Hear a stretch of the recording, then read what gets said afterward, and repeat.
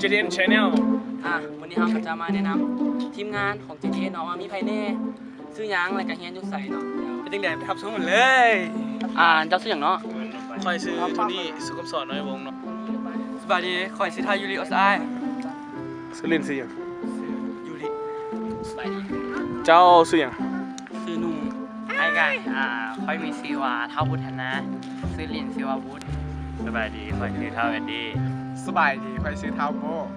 เฮียนอยู่เฮียนใดแล้วก็เคยเฮียนอยู่เฮียนใด แทนที่เฮียนอยู่สินไซคือพวกหมู่เพื่อนๆที่ในทีม JDN ของเขาแต่ว่าเดี๋ยวนี้ย้ายออกมาเป็นเฮียนอยู่นิรดา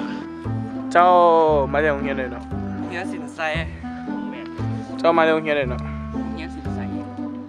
เจ้าเห็นมาจากโรงเรียนเลยเนาะ มาเจ้าเฮียสินใจ เจ้ามาจากโรงเรียนเลยเนาะ มาเจ้าเฮียสินใจ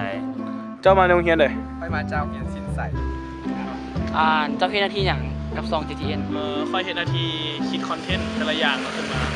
และเป็นคนที่เบื้องล้านลาวและพื้นที่ที่จะไปเห็นและเป็นคนที่เป็น CEO ของซองเลยมีหน้าที่อย่างกับ JDN เนาะ มีหน้าที่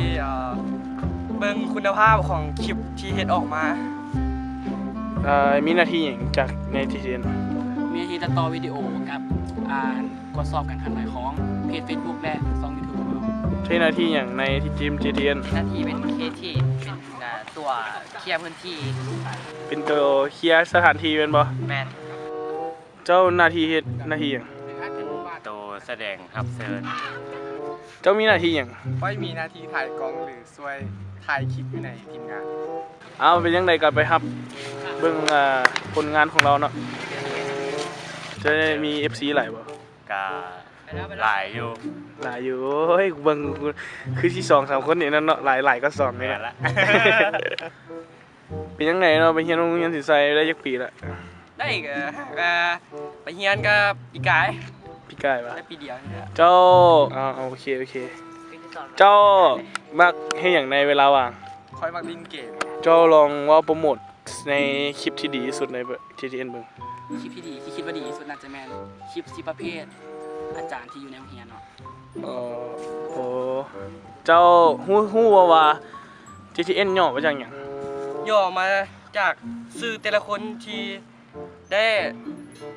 พัฒนาเพจนี้ขึ้นมา เปียงช่วงนี้คลิปคือออกมาซ่า เพราะว่า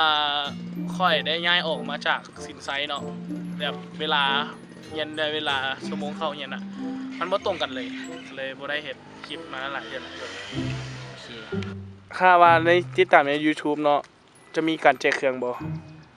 ในวัยนี้พวกเราว่าสิมีการแจกเครื่องเนาะ แจกแน่ คันย้อนซับมันฮอดซับพอด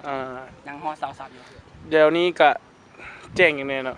ตัวนี้ว่ายังบ่ทันแจกหยังเนาะ ต่อไปแจ้งอย่างแน่ ว่าสิแจกเสื้อกับเคสโทรศัพท์ของเรา โอเคเป็นยังไงเนาะครับการแนะนำตัวของทีมงานของเราเนาะ คันมากก็อย่าลืมกดไลค์กดแชร์กด Subscribe ทางเพจ Facebook และทาง YouTube พิมพ์ไปว่าซับตอนนี้สัญญาณภาษาอังกฤษ จากตอนนี้เขาลาไปก่อน สบายดี